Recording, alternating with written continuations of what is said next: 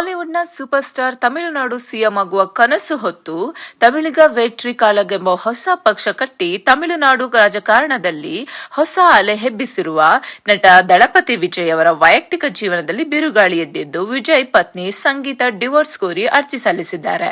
ಈ ಬೆಳವಣಿಗೆ ಕಳೆದ ಕೆಲ ವರ್ಷಗಳಿಂದ ವಿಜಯ್ ದಾಂಪತ್ಯದಲ್ಲಿ ಎಲ್ಲವೂ ಸರಿಯಿಲ್ಲ ಎಂಬ ಸುದ್ದಿಗಳು ಏನು ಕೇಳಿ ಬರುತ್ತಿದ್ವೋ ಅದಕ್ಕೆ ಈಗ ಪುಷ್ಟಿ ನೀಡಿದಂತಾಗಿದೆ.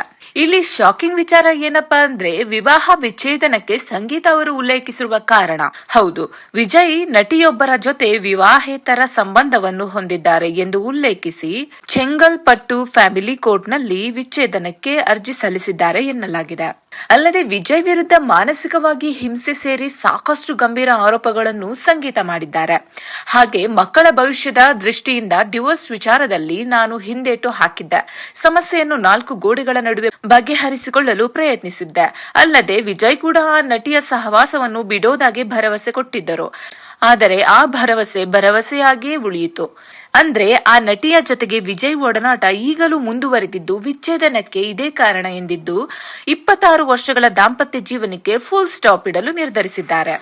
ಅಂದ ಹಾಗೆ 26 ವರ್ಷಗಳ ಹಿಂದೆ ವಿಜಯ್ ಕೈ ಹಿಡಿದಿದ್ದ ಸಂಗೀತ ಬೇರೆ ಯಾರೂ ಅಲ್ಲ, ವಿಜಯ್ ಅವರ ಅಪ್ಪಟ ಅಭಿಮಾನಿ. ಸಂಗೀತ ಹುಟ್ಟಿ ಬೆಳೆದಿದ್ದು ಲಂಡನ್ನಲ್ಲಿ. 1996ರಲ್ಲಿ ವಿಜಯ್ ಅಭಿನಯದ Poove Unaka cinema super duper hit ಆದಾಗ ಲಂಡನ್ನಿಂದ ಚೆನ್ನೈಗೆ ಬಂದು ವಿಜಯ್ ಅವರನ್ನು ಸಂಗೀತ ಭೇಟಿ ಮಾಡಿದ್ದರು. ಆ ನಂತರ ಇಬ್ಬರ ನಡುವೆ ಪ್ರೀತಿಯಾಗಿ ಆಗಸ್ಟ್ 25, 1999ರಂದು ಮದುವೆ ಆಗಿದ್ದರು. ಹಿಂದೂ ಮತ್ತು ಕ್ರಿಶ್ಚಿಯನ್ ಸಂಪ್ರದಾಯದಂತೆ ಅದ್ದೂರಿಯಾಗಿ ಮದುವೆ ನಡೆದಿತ್ತು. ಇನ್ನು ಈ ದಂಪತಿಗೆ ಇಬ್ಬರು ಮಕ್ಕಳಿದ್ದಾರೆ.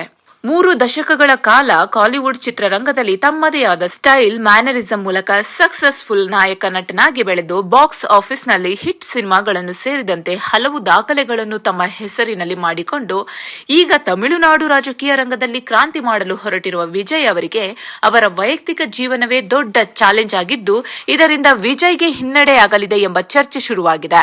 ಇನ್ನು ಈ ವಿಚ್ಛೇದನ ಅರ್ಜಿಯ ವಿಚಾರಣೆ ಮಾರ್ಚ್ 20, 2026ರಂದು ನಡೆಯಲಿದ್ದು, ವಿಚಾರಣೆಯ ನಂತರವಷ್ಟೇ ಸಂಪೂರ್ಣ ಚಿತ್ರಣ ಹೊರಬೀಳಲಿದೆ.